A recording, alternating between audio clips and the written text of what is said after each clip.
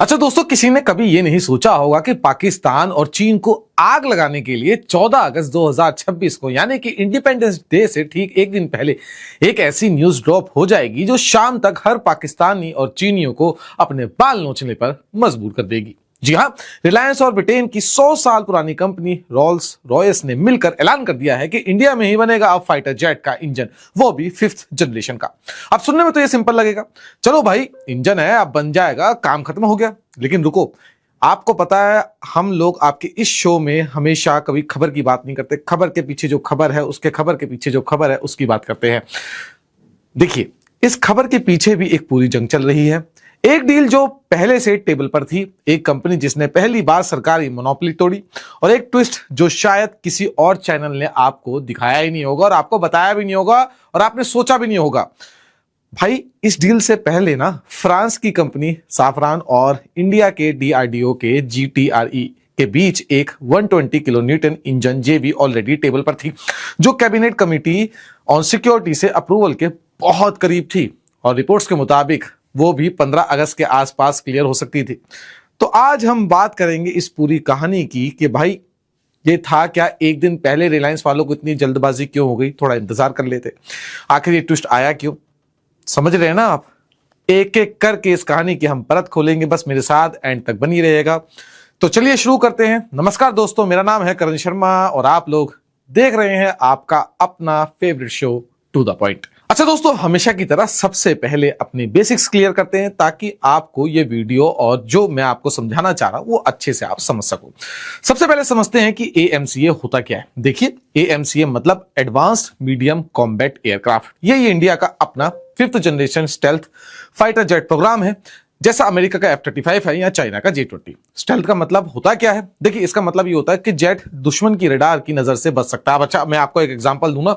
आपने वो देखा ना निंजा हथौड़ी, कैसे वो अंधेरे में छुप छुप के चल रहा होता है, किसी की नजर में नहीं आता। बस सेम आप इसका फंक्शन समझ लो। अब इसमें 2 इंजन लगते हैं, AI पावर्ड सिस्टम्स होते हैं और ये मतलब कहा जा रहा है कि 2030 तक, मतलब 2035 तक जो है इंडियन एयरफोर्स की जो है बैकबोन बन जाएगा। अब इसी जेट को बनाने वाले हैं टाटा, L&T, BEL और भारत फोर्ज जैसी प्राइवेट कंपनीज, क्योंकि सरकार ने पहली बार प्राइवेट सेक्टर को इस मेगा प्रोजेक्ट में खुल के हिस्सा लेने दिया है। अब इंटरेस्टिंग बात यह है कि जो हॉल है, जो दशकों से इंडिया की सरकारी एयरक्राफ्ट कंपनी रही है, इस बार एयरफ्रेम रेस में भी क्वालिफाई नहीं कर पाई। मतलब आप समझ लें, एयरफ्रेम जो उसका मतलब जो एयरक्राफ्ट का जो फ्रेम होगा वो तक बनाने में क्वालिफाई नहीं कर पाई। बस 3 प्राइवेट ग्रुप्स आगे बढ़े। लेकिन मेरे भाई, एयरफ्रेम से ज्यादा मुश्किल इंजन है।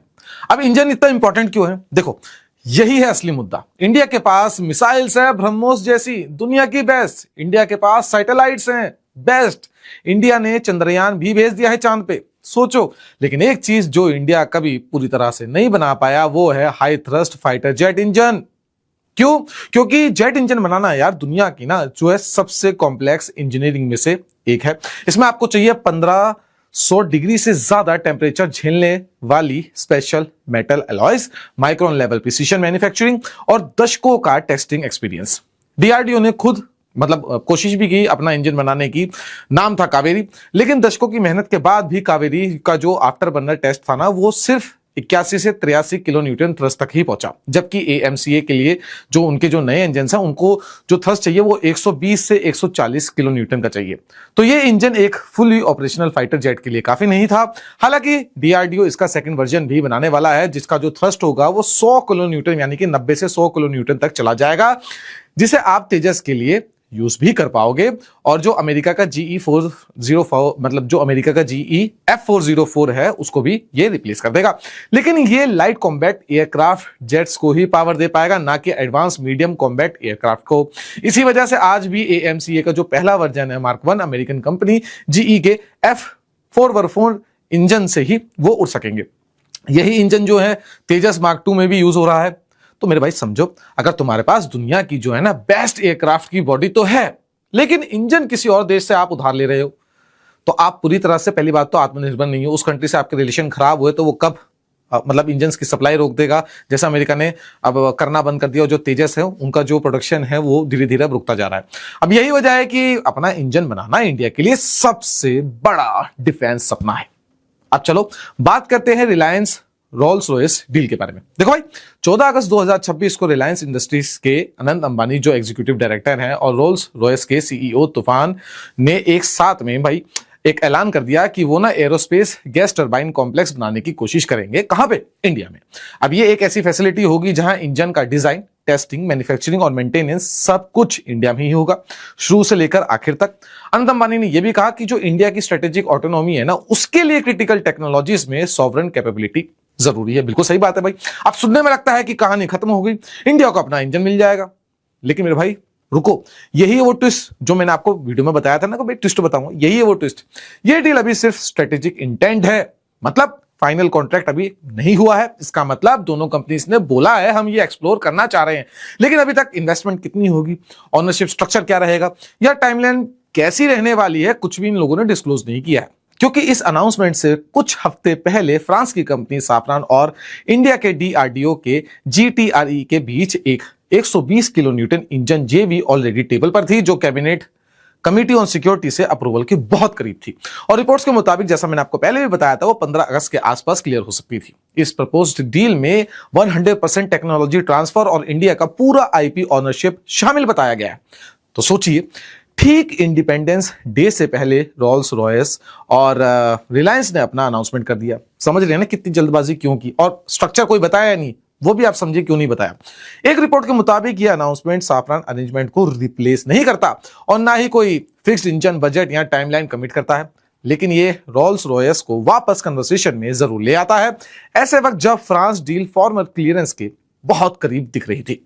यह है असली भाई साहब ब्रिटेन और फ्रांस का मुकाबला, जो हो रहा है इंडिया की जमीन पर, इंडिया के सबसे बड़े डिफेंस प्रोजेक्ट के लिए।